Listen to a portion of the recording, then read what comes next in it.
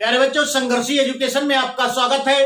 आज हम पढ़ेंगे ज्यामितीय अवधारणाएं, इकाई 7। तो आइए कुछ ज्यामितीय अवधारणाओं को समझने का प्रयास करते हैं। पहला है बिंदु। बिंदु को अंग्रेजी में पॉइंट कहते हैं, जैसा कि इससे आप परिचित हैं। तो इसकी परिभाषा क्या होगी? बिना आकृति व आकार वाले गणितीय संकेतिक चिन्ह को बिंदु कहते हैं। और बिंदु को चिन्ह आप यहां पर देख सकते हैं, यह बिंदु का चिन्ह है, से प्रदर्शित किया जाता है। तो यह बिंदु की परिभाषा हो गई। बिना आकृति व आकार वाले गणितीय सांकेतिक चिन्ह को हम बिंदु कहते हैं। अब प्रत्येक वस्तु में सतह पाई जाती है, सतह को ही हम तल कहते हैं। और तल को अंग्रेजी में सरफेस कहा जाता है। और यह सरफेस जो तल है, यह दो प्रकार का होता है। एक समतल होता है, समतल को अंग्रेजी में हम प्लेन सरफेस कहते हैं। सपाट पृष्ठ, पृष्ठ का मतलब तल होता है, को समतल कहते हैं। यानी सपाट तल को समतल कहते हैं या सपाट पृष्ठ को समतल कहते हैं।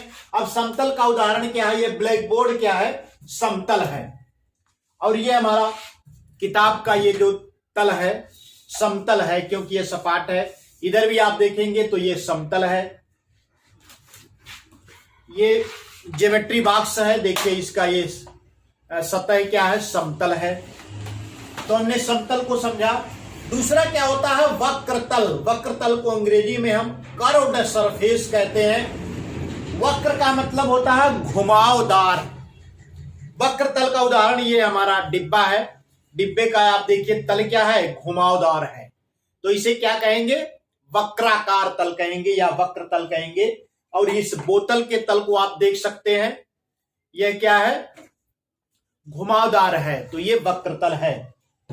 और ये देखिए बोर्नवीटा का डिब्बा है, ये भी क्या है? घुमावदार है, इसे वक्रतल कहेंगे।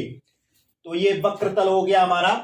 वक्राकार पृष्ठ, पृष्ठ का मतलब तल होता है, सतह होता है, सरफेस होता है, क्षेत्रफल होता है। वक्राकार पृष्ठ को वक्रतल कहते हैं, जैसा कि उदाहरणों से आपने समझा। अगला बिंदु हमारा है, दो बिंदुओं से होकर असंख्य समतल प्राप्त किए जा सकते हैं। तो कैसे प्राप्त किए जा सकते हैं, आइए हम इसको समझने का प्रयास करते हैं। मान लीजिए हमारा यह एक बिंदु ए है और दूसरा बिंदु हमारा बी है।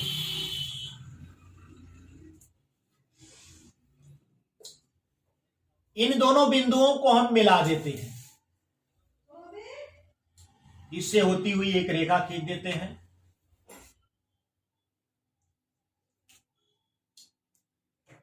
ये हमारा ए है और यह बिंदु बी है।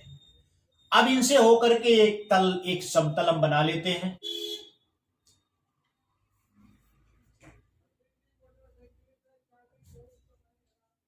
ये हो गया हमारा समतल। ये एक समतल हमने बना लिया है,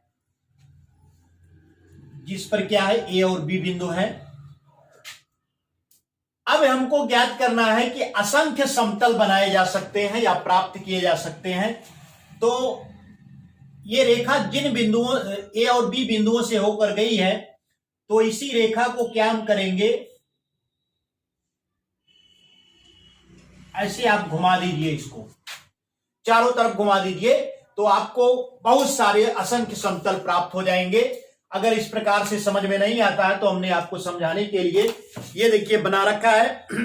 इसमें ये बिंदु ए है और ये बिंदु बी है। इससे होकर के इसे पेपर से हमने एक समतल बनाया हुआ है। अब इन बिंदुओं के परितः इसको घुमाते हैं, तो देखिए जैसे जैसे आप घुमाते जाएंगे नए नए समतल क्या है? प्राप्त होते जाएंगे। अब इसको तेजी से हम घुमा दें तो असंख्य समतल प्राप्त किए जा सकते हैं। दो बिंदुओं से होकर असंख्य समतल प्राप्त किए जा सकते हैं। तो इस प्रकार से आपने उदाहरण से इसको समझने का प्रयास किया। आइए हम बढ़ते हैं अगले बिंदु की तरफ। अगला बिंदु है, तीन असंरेखीय बिंदुओं से एक और केवल एक ही समतल प्राप्त किया जा सकता है। तो तीन असंरेखीय, असंरेखीय का मतलब जो तीनों बिंदु एक रेखा में न हो तो हम बिंदु ले लेते हैं। मान लीजिए बिंदु ए है और यह बिंदु हमारा बी है और यह बिंदु सी है।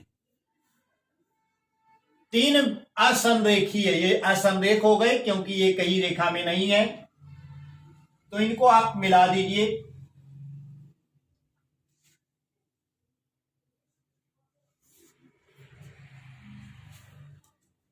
ये हमारा बी बिंदु है, ये है, ये सी है। तो तीनों को मिलाने पर एक समतल देखिए यह प्राप्त हो रहा है और एक और केवल एक ही समतल प्राप्त होगा, एक ही समतल प्राप्त होगा।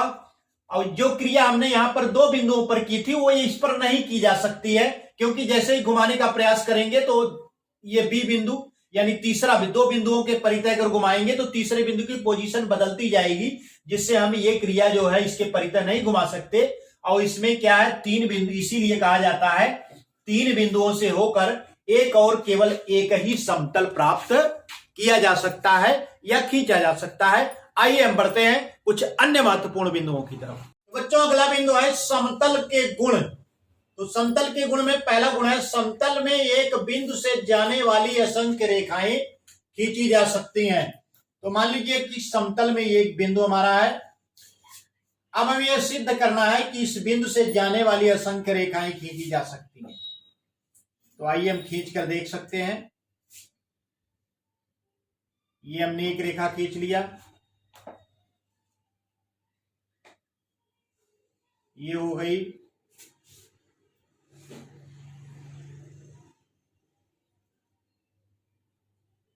ये भी हो गई,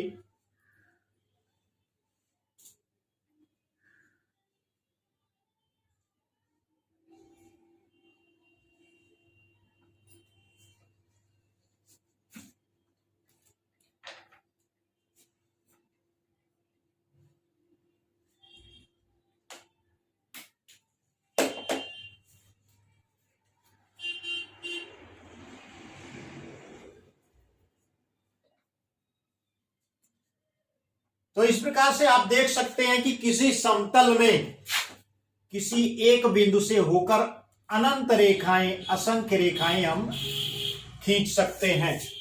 ये हमारा एक बिंदु हमने लिया था, इससे देखिए कितनी रेखाएं हमने खींच लिया, और भी आप खींच सकते हैं। तो एक समतल में एक बिंदु से जाने वाली असंख्य रेखाएं खींची जा सकती हैं। दूसरा महत्वपूर्ण बिंदु हमारा है समतल के गुण में, समतल में स्थित किन्हीं दो बिंदुओं से एक और केवल एक ही रेखा खींची जा सकती है। तो मान लीजिए किसी समतल में ये दो बिंदु हमारे ए और बी हैं, तो इनसे केवल एक ही रेखा खींची जा सकती है। ऐसी एक ही रेखा खींची जा सकती है जो दोनों बिंदुओं से होकर जाए। समतल में स्थित किन्हीं दो बिंदुओं से एक और केवल एक ही रेखा खींची जा सकती है। जैसा कि आप देख सकते हैं एक ही रेखा होगी जो ए और बी से होकर के की जाएगी, और इसके अतिरिक्त आप खींचेंगे तो ये बी से, या तो ए से नहीं जाएगी या तो बी से नहीं जाएगी। तो समतल में स्थित किन्हीं दो बिंदुओं से एक और केवल एक ही रेखा खींच सकते हैं हम। तीसरा हमारा समतल का गुण है समतल में दो बिंदुओं से जाने वाली रेखा का प्रत्येक बिंदु तल पर स्थित होता है। यानी मान लीजिए हमारा यह कोई रेखा है जो एक समतल में स्थित है ए और बी, तो यह रेखा क्या होती है, असंख्य बिंदुओं से मिलकर के बनती है। तो इस रेखा पर जितने बिंदु होंगे ये सब कहां होंगे, सब उसी समतल में स्थित होंगे। तो समतल में दो बिंदुओं से जाने वाली रेखा का प्रत्येक बिंदु कहां होता है, समतल में, समतल पर होता है, तल पर होता है, या रेखा पर भी कह सकते हैं। रेखा पर होगा तभी तो रेखा बनेगी। अगला हमारा महत्वपूर्ण बिंदु है एक ही समतल में स्थित दो रेखाएं या तो प्रतिच्छेदित करती हैं या समांतर होती हैं।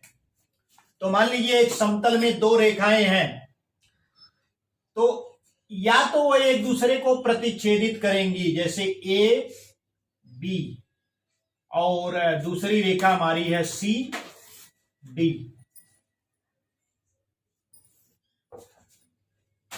यहां देखिए हमने समानांतर बना दिया है, तो या तो ये समानांतर होंगी या तो एक दूसरे को प्रतिच्छेदित करेंगी, या इनकी ऐसी स्थिति हो सकती है ए बी, सी डी। या तो एक दूसरे को ये प्रतिच्छेदित करेंगी या तो ये क्या करेंगी, समांतर होंगी। ऐसा भी आप देख सकते हैं।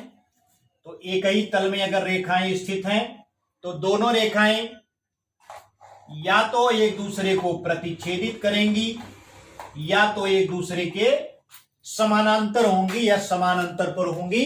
तो इस प्रकार से हमने ज्यामितीय अवधारणाओं के महत्वपूर्ण बिंदुओं को समझने का प्रयास किया। अगले वीडियो में हम इस अभ्यास 7A के प्रश्नों को हल करेंगे। हमारे वीडियो को लाइक करें, ज्यादा से ज्यादा शेयर करें और हमारे चैनल संघर्षी एजुकेशन को सब्सक्राइब करें, बेल आइकन को प्रेस करें जिससे हमारे नए नए वीडियोस की नोटिफिकेशन आपको बराबर मिलती रहे। धन्यवाद।